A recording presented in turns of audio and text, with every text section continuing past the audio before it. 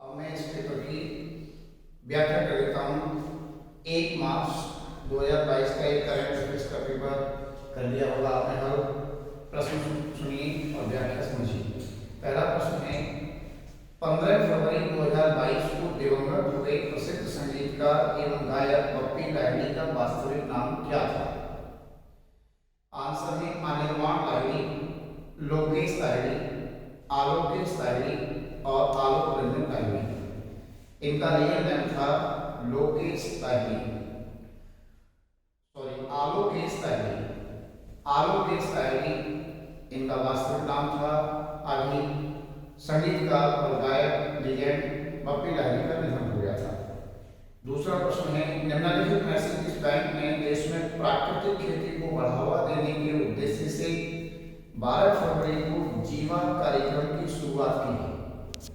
NABARD, national bank for agriculture and rural development, भारतीय reserve bank, भारतीय state bank, Punjab national bank. इसकी शुरुआत असल में नाबार्ड ने की है। नाबार्ड की स्थापना 1982 में हुई थी फेरवानी समिति के सुझाव पर। अगला सवाल, 5 फरवरी 2022 को किस 11वीं शताब्दी के संत के सम्मान में हैदराबाद के निकट प्रधानमंत्री ने पंच धातु मंदिर में स्टैच्यू ऑफ इक्वालिटी मूर्ति का उद्घाटन किया है?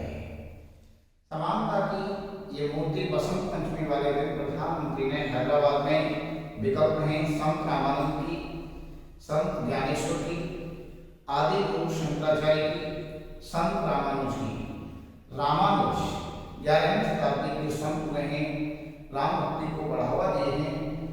उनके सम्मान में उनकी पंच धातु की मूर्ति प्रधानमंत्री ने लोकार्पित करी थी हैदराबाद में 5 फरवरी को।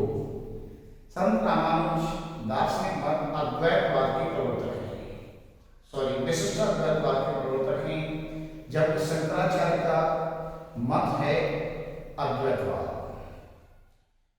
विशिष्टाद्वैतवाद का मतलब होता है विशिष्ट है जो और दो नहीं है जो, अर्थात ईश्वर विशिष्ट है और जो एक है दो नहीं है।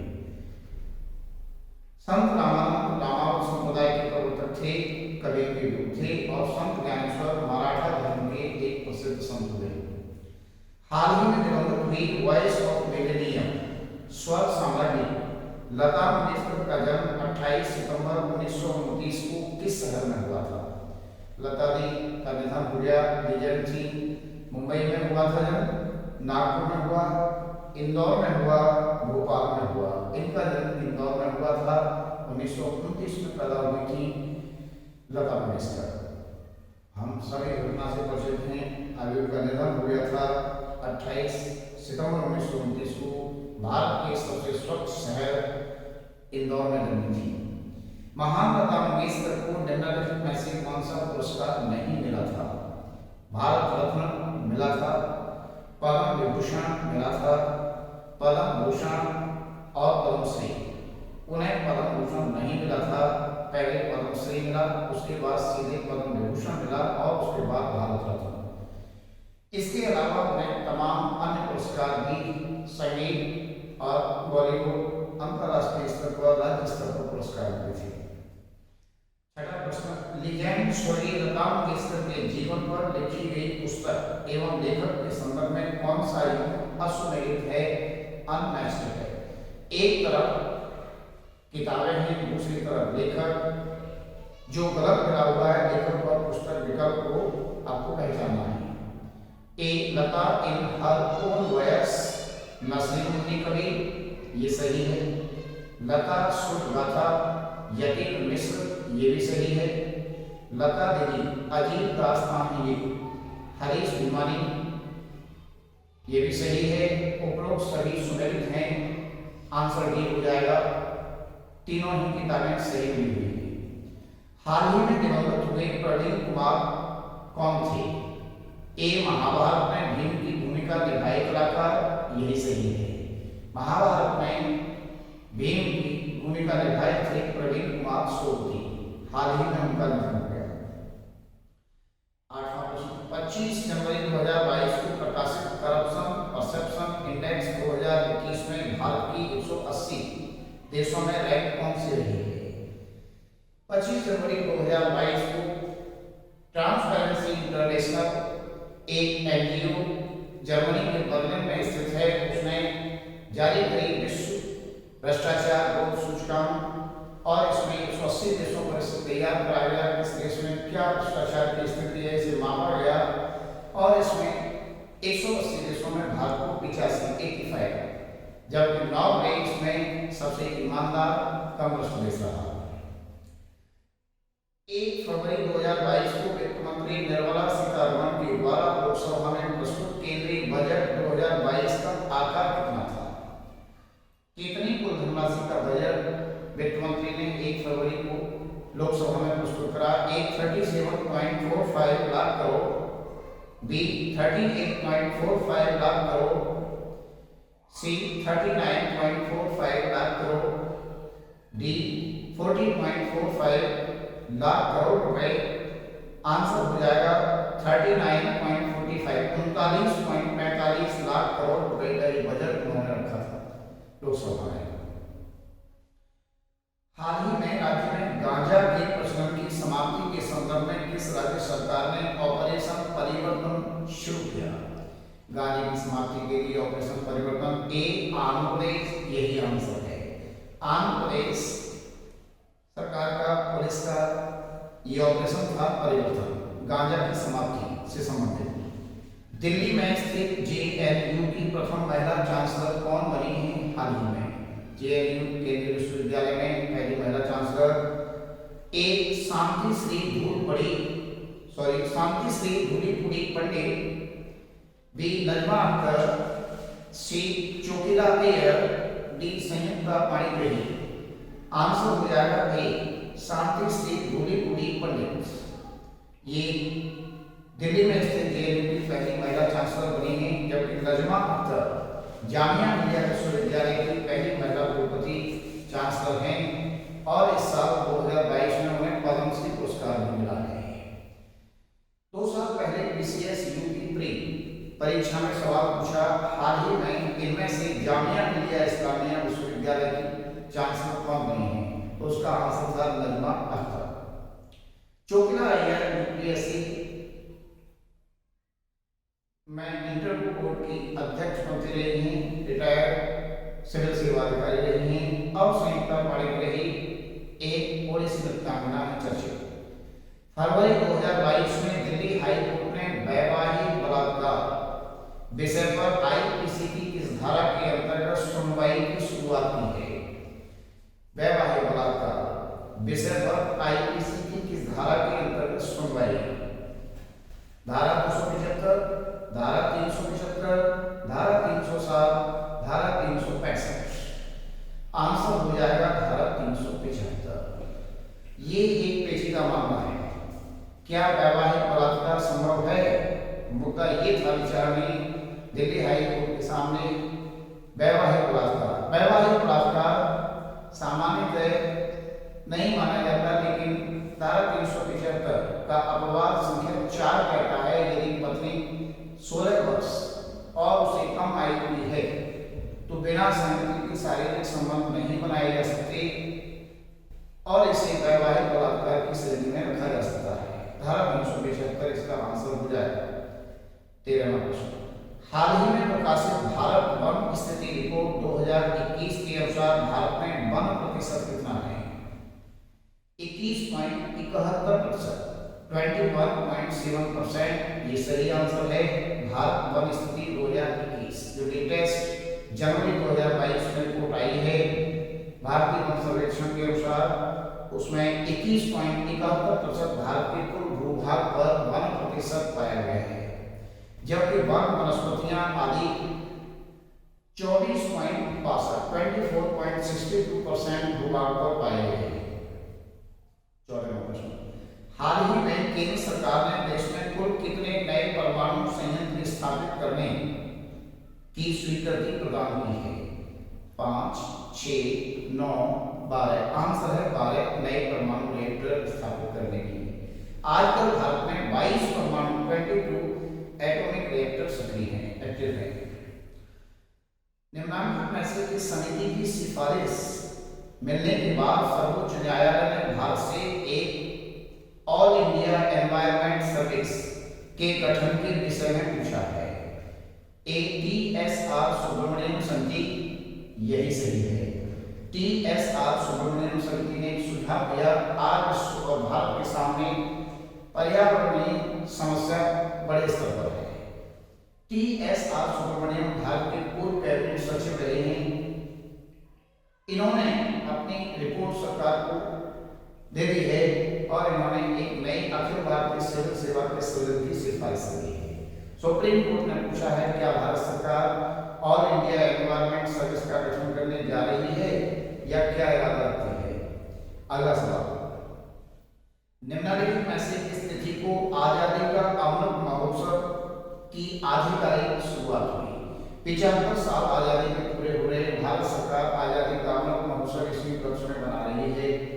ए 12 मार्च 2021 को, 1 अप्रैल 2021 को, 15 अगस्त 2021 को, 2 अक्टूबर 2021 को। इसका आंसर है 12 मार्च 2021 को अहमदाबाद से प्रधानमंत्री ने इसकी शुरुआत की थी। 17वां प्रश्न, 25 जनवरी 2022 को बर्लिन में स्थित एक गैर सरकारी संस्था ट्रांसपेरेंसी इंटरनेशनल द्वारा जारी भ्रष्टाचार बोर्ड सूचकांक में भारत की रैंक, मैंने अभी डिस्कस कर लिया, 85 में।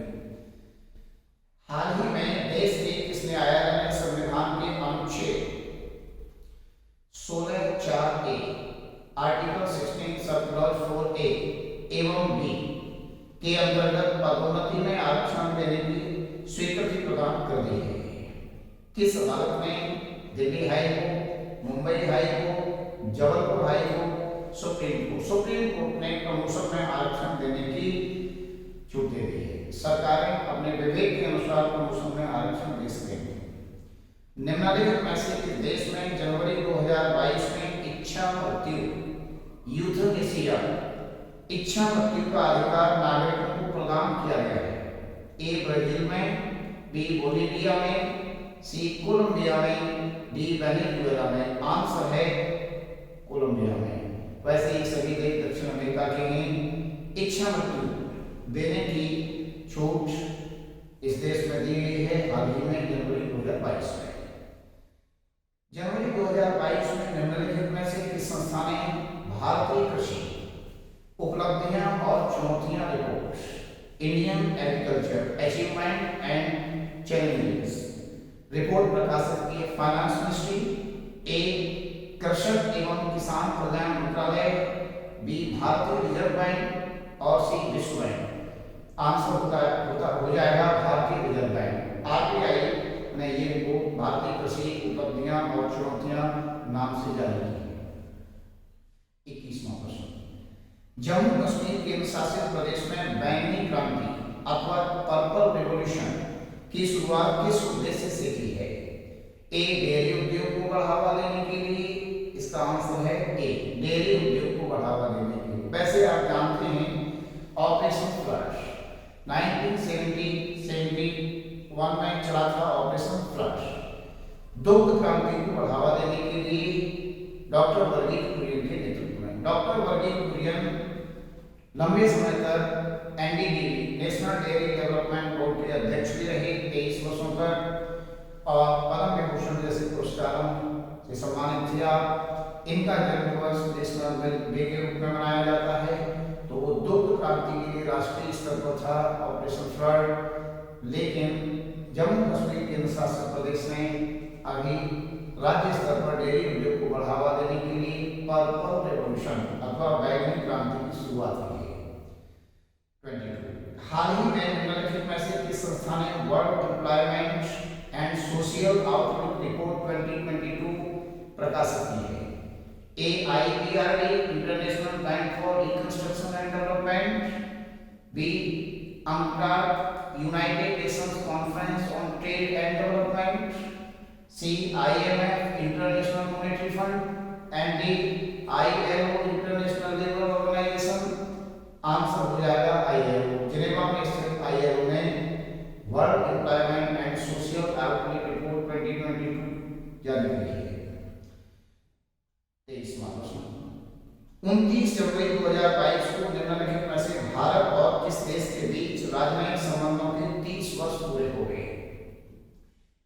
डिप्लोमेटिक रिलेशन, ए चीन, इजराइल, फलस्तीन और कनाडा। आंसर है इजराइल के साथ। इजराइल के साथ हमारे कूटनीतिक संबंधों के 30 सफल वर्ष पूरे हो गए 29 जनवरी 2022 को। 17 से 21 जनवरी के बीच विश्व आर्थिक मंच का वार्षिक सम्मेलन आयोजित हुआ था। वर्ल्ड इकोनॉमिक फोरम की वार्षिक सम्मेलन कॉन्फ्रेंस आयोजित हुई। ए मॉन्ट्रियल कनाडा में, बी सिएटल अमेरिका में, सी शंघाई चीन में, डी दावोस स्विट्जरलैंड में। आंसर है दावोस स्विट्जरलैंड में। वर्ल्ड इकोनॉमिक फोरम का वार्षिक सम्मेलन हर साल जनवरी में हुआ करता है, 18, 19, 20, 22 तारीख के बीच में। 25वां प्रश्न, किस देश ने आर्टिफिशियल मून रिसर्च फैसिलिटी की शुरुआत हाल ही में की है? आंसर है चीन है। चीन कृत्रिम सूर्य का निर्माण भी कर रहा है और आर्टिफिशियल मून रिसर्च फैसिलिटी की भी उसने शुरुआत की है। फरवरी 2022 के तीसरे सप्ताह में ट्यूनिस चक्रवात से कौन सा देश प्रभावित हुआ था? A United Kingdom, B Myanmar, C USA and D Germany. Answer है यूनाइटेड किंगडम। फरवरी के तीसरे सप्ताह में इस साल ट्यूनिस नाम का चक्रवात स्विट्जरलैंड और यूके को प्रभावित किया था। निम्नलिखित में से कौन सा जिला हाल ही में बाल विवाह मुक्त घोषित हुआ है? क्योंझर जिला उड़ीसा, गंजाम जिला उड़ीसा, झाबुआ जिला मध्य प्रदेश, लखीमपुर खीरी उत्तर प्रदेश। आंसर है गंजाम जिला उड़ीसा। गंजाम जिला बाल विवाह मुक्त घोषित हुआ है। झाबुआ मध्य प्रदेश का सर्वाधिक भारत में जनजातीय आबादी वाला जिला है, जबकि लखीमपुर खीरी उत्तर प्रदेश में सर्वाधिक जनजातीय आबादी वाला जिला है और क्षेत्रफल में सबसे बड़ा जिला है लखीमपुर खीरी, यूपी का। हाल ही में आईसीसी क्रिकेट पुरस्कार 2021 के अंतर्गत निम्नलिखित में से किसे सर्वश्रेष्ठ एक दिवसीय क्रिकेटर पुरस्कार से नवाजा गया है? One day international best player of 2021 के रूप में आईसीसी ने किसे ए बाबर आजम, बी मोहम्मद रिजवान, सी विराट कोहली, डी यानीम मलाम। आंसर है पाकिस्तान की बाबर आजम। हाल ही में कौन भारत सरकार के नए मुख्य आर्थिक सलाहकार बने हैं? Chief economics adviser. A Alka Mittal. Alka Mittal ONGC में पहली महिला सीईओ और अध्यक्ष बनी है। वी अनंत नागेश्वरन, ये सही उत्तर है। भारत के मुख्य आर्थिक सलाहकार वी अनंत नागेश्वरन बने हैं। एस सोमनाथ बने हैं इसरो के पद K7 के स्थान पर। पियरे ओलिवियर लॉरेंटियस ये IMF के मुख्य अर्थशास्त्री बने हैं भारत की गीता गोपीनाथ के स्थान पर। गीता गोपीनाथ ने विज्ञान पत्र दिया है, वो वरिष्ठ उपाध्यक्ष बनी है IMF में। निम्नलिखित में से किसे राष्ट्रीय नृत्य शिरोमणि पुरस्कार 2022 से सम्मानित किया गया है? राष्ट्रीय नृत्य शिरोमणि पुरस्कार 2022 ए अपर्णा शक्तिशन, ये कुचिपुड़ी की कलाकार हैं, यही सही है। अपर्णा शक्तिशन जो कि कुचिपुड़ी नृत्य, कुचिपुड़ी आंध्र प्रदेश का नृत्य है, से संबंधित हैं। इन्हें राष्ट्रीय नृत्य शिरोमणि पुरस्कार दिया गया है। आर्थिक सर्वेक्षण 2022 के अनुसार वित्त वर्ष 2021-22 में भारत की विकास दर कितनी रहने की संभावना है? 9%, 9.1%, 9.2%, 8 से 8.5%। आंसर है 9.2%। सी। 32वां प्रश्न, बजट 2022 के अनुसार वर्तमान में भारत के दो बड़े मोटे अनाज उत्पादक राज्य घटते क्रम में कौन से हैं? मोटे अनाज में बाजरा, मक्का, ज्वार जैसे फसलें आ जाया करती हैं, तो सबसे बड़े दो उत्पादक राज्य कौन से हो जाएंगे?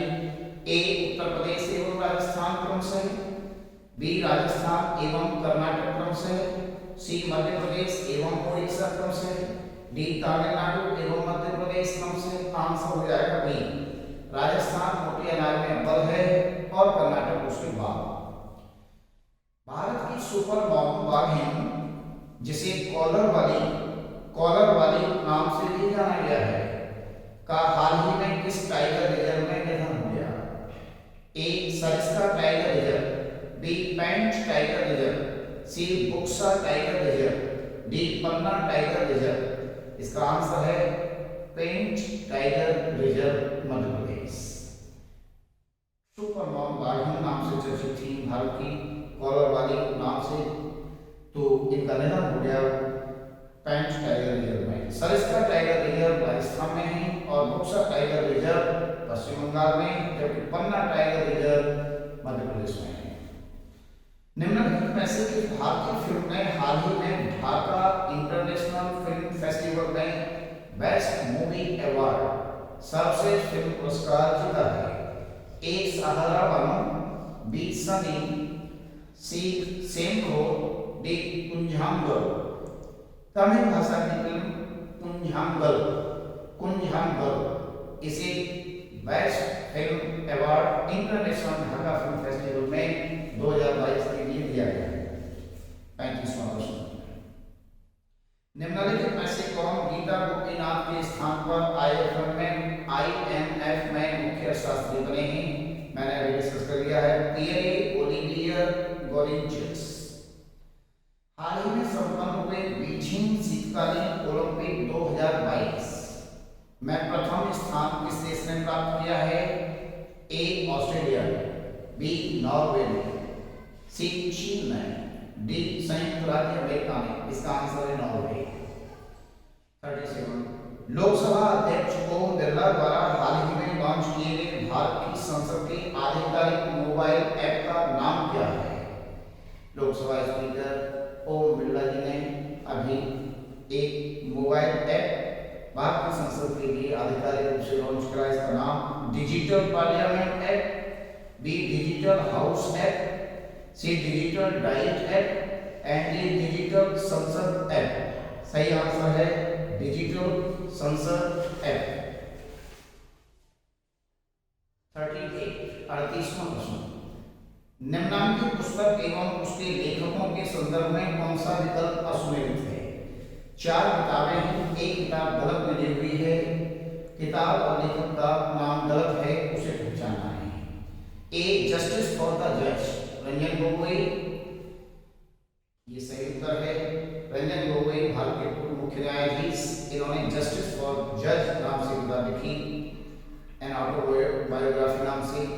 रेबल्स अगेंस्ट द राज रामचंद्र लोहा, ये बात सही है। रामचंद्र लोहा एक आधुनिक भारत के वरिष्ठ इतिहासकार हैं। India before Gandhi, India after Gandhi उनकी अन्य चर्चित किताबें हैं। पीआरटी दिल्ली में पूछा गया इंडिया आफ्टर गांधी के लेखक कौन हैं, जो अभी पिछली बार भी हुआ था। The bachelor dad Karan Johar, ये गलत है। द बैचलर डैड के लेखक हैं तुषार कपूर, अभिनेता तुषार कपूर। जबकि लाल सलाम स्मृति जुबिन ईरानी सही उत्तर है। लाल सलाम नक्सलवाद पर लिखी है स्मृति जुबिन ईरानी कैबिनेट मंत्री ने। निम्नलिखित में से किसे हाल ही में देश के दूसरे सर्वोच्च नागरिक सम्मान पद्म विभूषण से सम्मानित करने की घोषणा नहीं हुई है? यानी 2022 में पद्म विभूषण किसी नहीं मिला है? ए प्रभा खत्रे, बी राधेश्याम खेमका, सी कल्याण सिंह, डी बुद्धदेव भट्टाचार्य। इसका आंसर है बुद्धदेव भट्टाचार्य। बुद्धदेव भट्टाचार्य कम्युनिस्ट नेता हैं, पश्चिम बंगाल के पूर्व मुख्यमंत्री हैं, वरिष्ठ नेता हैं। उन्होंने इस पुरस्कार को लेने से भी मना कर दिया। उन्हें पद्म भूषण पुरस्कार मिला है, जबकि 4 लोगों को इस बार मिला है पद्म विभूषण। भारत रत्न के बाद दूसरा सर्वोच्च नागरिक सम्मान है देश का पद्म विभूषण।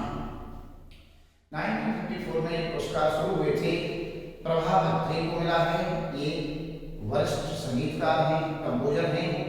दूसरे हैं राधेश्याम खेमका, गीता प्रेस गोरखपुर के पूर्व प्रमुख रहे, अब हमारे बीच में नहीं है। कल्याण सिंह पिछले साल अगस्त महीने में दिवंगत हो गए थे, पूर्व मुख्यमंत्री उत्तर प्रदेश के, उन्हें भी पद्म विभूषण मिला है। और पहले सीडीएस जनरल बिपिन रावत जो 9 दिसंबर 2021 को एक विमान दुर्घटना में मृत्यु को प्राप्त हो गई थी, पत्नी सहित और अन्य लोगों के साथ, सहयोगियों के साथ। तो 4 लोगों को मिला। बुद्धदेव भट्टाचार्य को पद्म विभूषण नहीं मिला है, पद्म भूषण मिला है, लेकिन उन्होंने इसे लेने से मना किया। निम्नलिखित में से किन हस्तियों ने पद्म पुरस्कार लेने से इनकार कर दिया है? ए बुद्धदेव भट्टाचार्य, बी विक्टर बनर्जी, सी संध्या मुखर्जी, डी उपरोक्त सभी। तीनों इसमें नहीं लेने वाले व्यक्ति हैं पद्म पुरस्कार। बुद्धदेव भट्टाचार्य को मैंने टिप्पणी कर दी। विक्टर बनर्जी एक बांग्ला फिल्म अभिनेता हैं, हिंदी फिल्मों में भी काम किए हैं, उन्होंने भी इसे लेने से मना किया है। जबकि संध्या मुखर्जी एक वरिष्ठ बंगाली संगीतकार गायिका हैं, उन्होंने भी इसे लेने से मना किया है। निम्नलिखित में से किस खिलाड़ी को पद्मश्री पुरस्कार से सम्मानित करने की घोषणा हाल ही में नहीं हुई है? ए सुमित अंतिल, जेवलिन थ्रो, सुमित अंतिल जो कि जेवलिन थ्रो से संबंधित हैं, उन्हें पुरस्कार पद्मश्री इस साल दिया गया है। बाईचुंग भूटिया एक फुटबॉलर हैं, इन्हें भी इस साल दिया गया है। रोहित शर्मा क्रिकेटर, इन्हें इस साल नहीं दिया गया है पुरस्कार, पहले इन्हें ये पुरस्कार पद्मश्री मिल चुका है। नीरज चोपड़ा भाला फेंक, इन्हें ये पुरस्कार मिला है इस साल।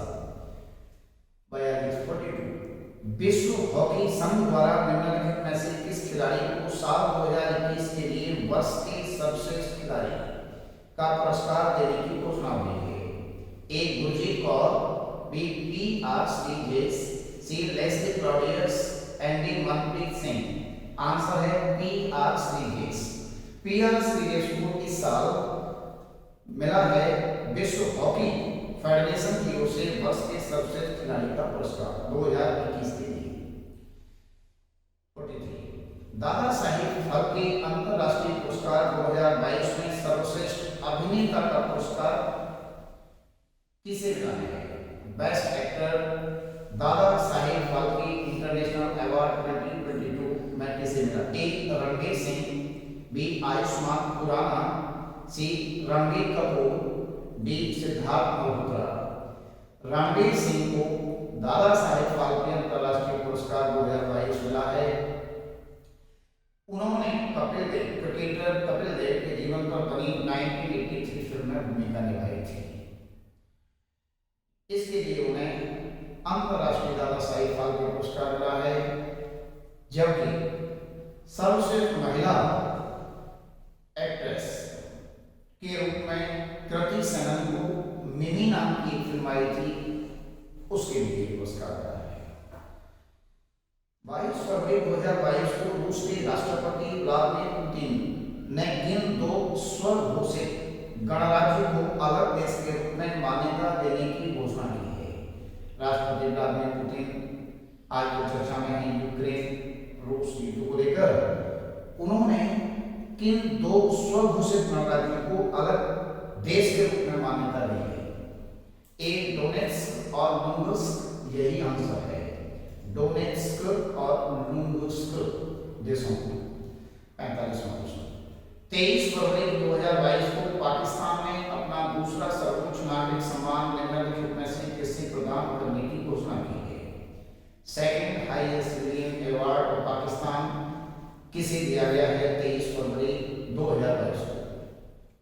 ए Warren Buffett, B Jeff Bezos, C Bill Gates, D Xi Jinping. Bill Gates को पाकिस्तान ने 23 फरवरी को अपना दूसरा सर्वोच्च नागरिक सम्मान निशान ए इम्तियाज 2022 देने की घोषणा की है। जबकि भारत पाकिस्तान का सर्वोच्च नागरिक सम्मान जैसे हमारा भारत रत्न है, भारत का निशान ए पाकिस्तान है, लेकिन बिल गेट्स को निशान ए इम्तियाज दूसरा सर्वोच्च नागरिक सम्मान दिया गया है। निशान ए पाकिस्तान से सम्मानित 2 भारतीय हैं। एक 2020 में अली शाह गिलानी, एक अलगाववादी कश्मीरी नेता जिनका इंतकाल हो गया था 2021 में, उन्हें ये पुरस्कार मिला। उनसे पहले यूसुफ खान और दिलीप कुमार, दिलीप साहब का भी जुलाई में 2021 में निधन हो गया था, और भारत के पूर्व प्रधानमंत्री मोरारजी देसाई, इन 3 लोगों को पाकिस्तान का सर्वोच्च नागरिक सम्मान निशान ए पाकिस्तान मिल चुका है।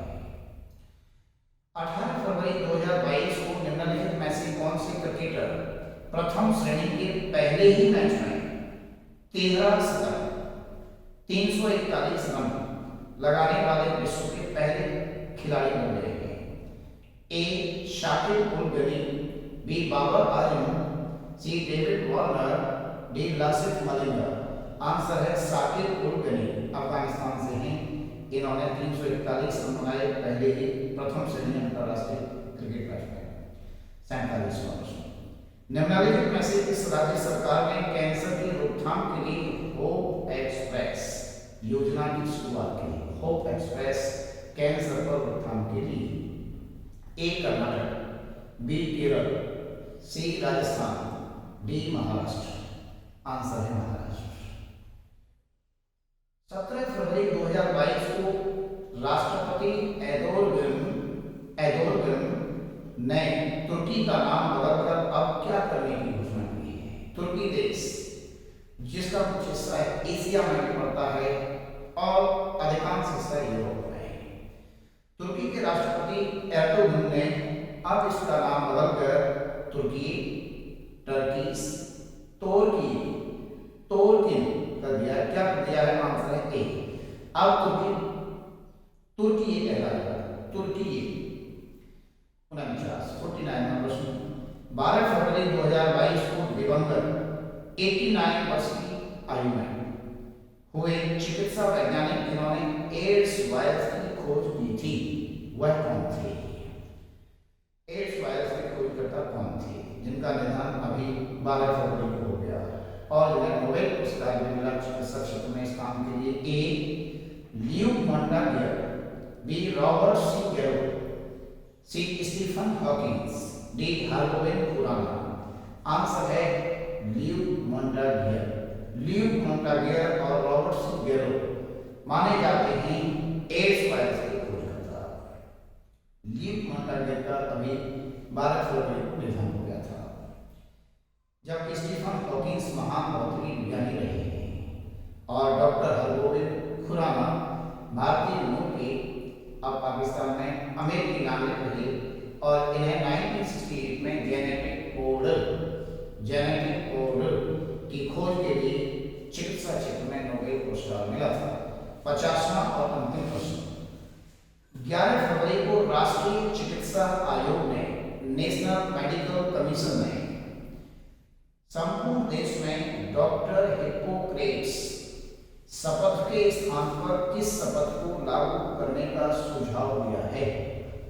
ए सुश्रुत शपथ, बी धन्वंतरी शपथ, सी बाघभट्ट शपथ, डी चरक शपथ। आंसर है चरक शपथ। भारत के महान भेषज डॉक्टर चिकित्सक रहे हैं चरक संहिता के लेखक। अब राष्ट्रीय चिकित्सा आयोग ने सुझाव दिया है कि हिप्पोक्रेट्स के स्थान पर डॉक्टर बनने के दौरान शपथ ली जाएगी चरक की, न कि हिप्पोक्रेट्स की। तो ये था आज 1 मार्च 2022 का करंट अफेयर्स टेस्ट पेपर। आज मैं इतना ही रह देता हूँ। बहुत अच्छा टेस्ट पेपर है, आप इसे देखिए, अपने मित्रों को भी कहिए, साथ ही साथ सब्सक्राइब भी करिए चैनल को ताकि आगे बढ़ सके। धन्यवाद।